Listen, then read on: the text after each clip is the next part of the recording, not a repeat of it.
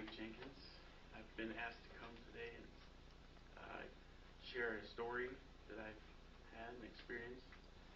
And for me, I've decided to share about uh, my house burning down when I was growing up. Um, my story starts when I was 16 years old. I was helping my dad remodel our house in Portland, Oregon. I spent the entire summer sanding, scraping, and buffing on the house to repaint it, and it went well. The paint turned out real nice. House looked good. My mom chose decent colors, and we had done a lot of things like added a new front porch and new windows, new carpet, everything that involves remodel. We spent a good while on the kitchen, redoing the kitchen and stuff. And then one weekend, it was St. Patrick's Day weekend. Uh, Me and my friends went to a church dance and had a good time. And so that was on a Saturday night.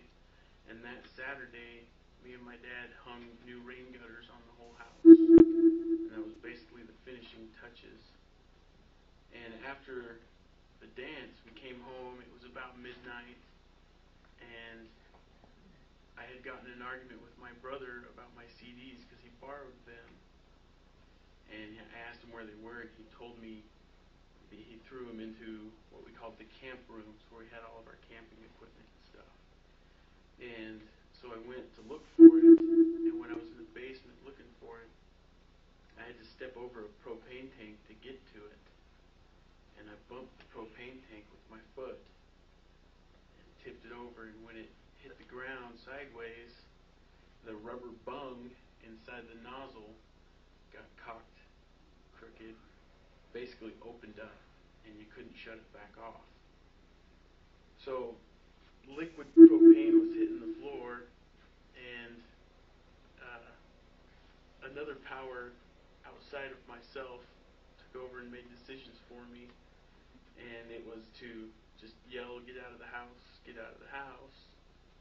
And I woke up my parents and my brother and his friend, told them to get out of the house, and they went outside, but my mom and dad weren't sure what was going on because they'd been asleep for a good 4 or 5 hours or something.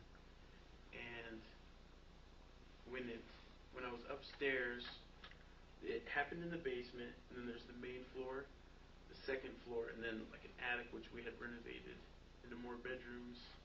But my parents' bedroom was on the second floor, so I was 2 stories above the basement, and I was waking them up and trying to explain to my dad why we needed to get out of the house when the pilot light on the furnace ignited the propane and blew up, and it picked the whole house up off the foundation, blew all the windows out, and knocked me across the room, and I landed on the floor.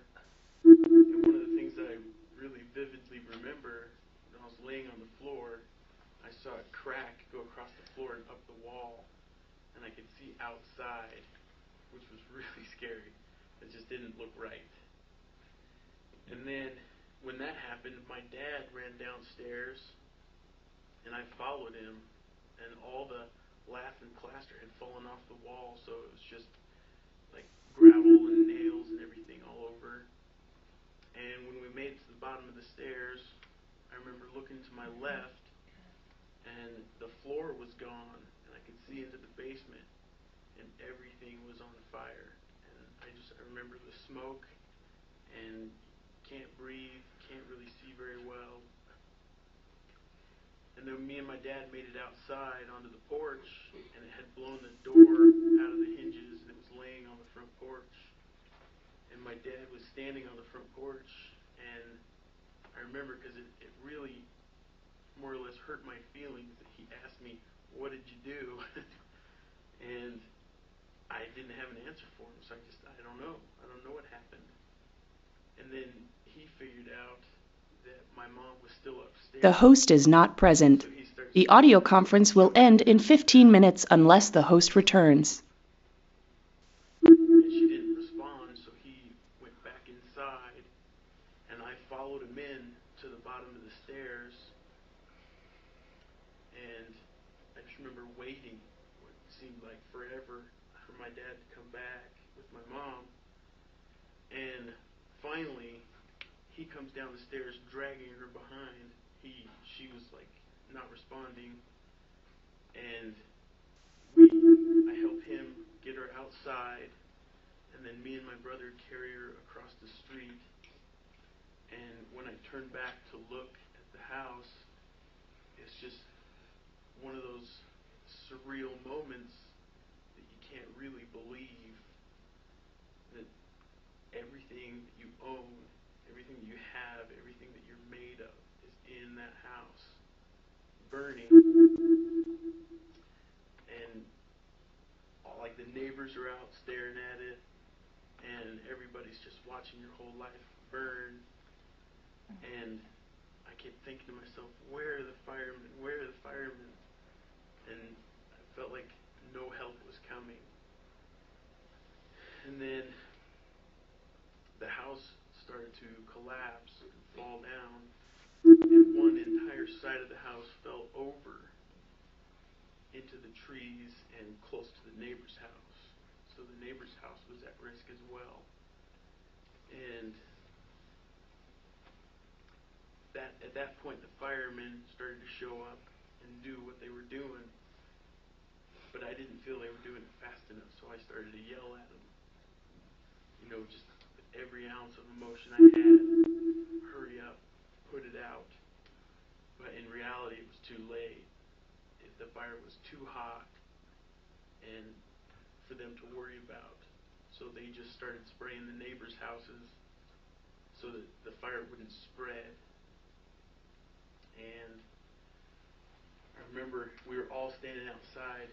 Me and my friend were the only ones that were dressed. Everyone else was in their underwear, and because they didn't even have time to put nightgowns on or robes or whatever. So neighbors started bringing my parents' clothes, and I remember that the fire was so hot that the firemen were actually hosing down cars on the street because it was starting to blister paint on cars, and the telephone lines was melting the casings around the wire. So it was a really, really hot fire, a whole lot of damage, and we were on a corner lot.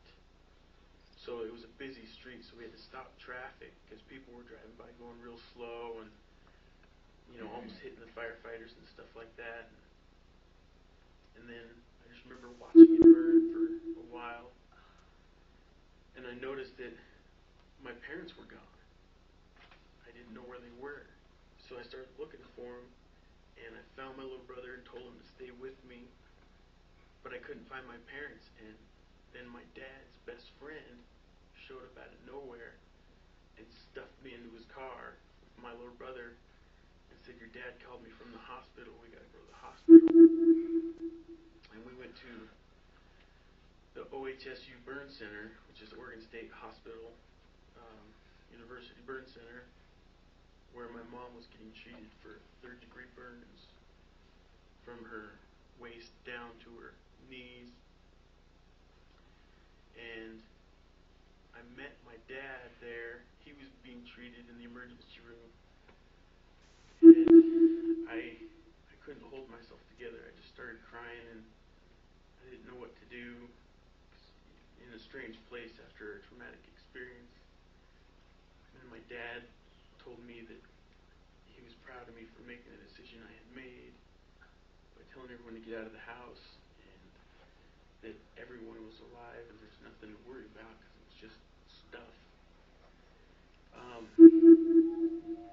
The next morning,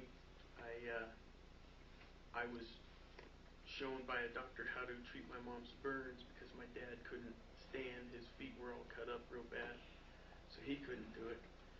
So I was trained on how to treat her burns and change the bandages and apply special burn cream. And that was real weird. Being someone to take care of my mom, just it didn't seem like my job. And we went back. Me and my dad, my little brother, went back to the house, and there was no firefighters, but we were standing there staring at it, wondering what we're going to do next. And someone from the city came and introduced himself and told us that we had 12 hours to cordon off the area and make it safe, and then an additional 24 hours to remove all the material. And we didn't know, what do we do? So, and my parents didn't have enough money in their bank accounts to cover that kind of expense that quick, and we, didn't have any other choice. But my dad opened his retirement early to cover that. And the only reason all this happened with the finances was because we had finished the house on Saturday, and the following Wednesday we had an inspection for insurance. So we didn't have insurance at the time. They would not cover the house. So it's the only reason my dad had to open his retirement. And he had just barely started a new job, and his boss came and told him that he would cover first and last in like 2 months of an apartment. And moving into an apartment after something like that is really weird. I mean, you feel almost homeless because even though you have a place to go, you go there and there's nothing. You don't even have clothes. And it's just a huge life-altering situation. And I am very grateful that it happened to me because I was in a really bad way at the time. Hanging out with the wrong crowd, doing drugs, just being a bad kid. And if that hadn't happened, I wouldn't have moved out of that neighborhood. I wouldn't have stopped hanging out with those friends, going to the places I was going.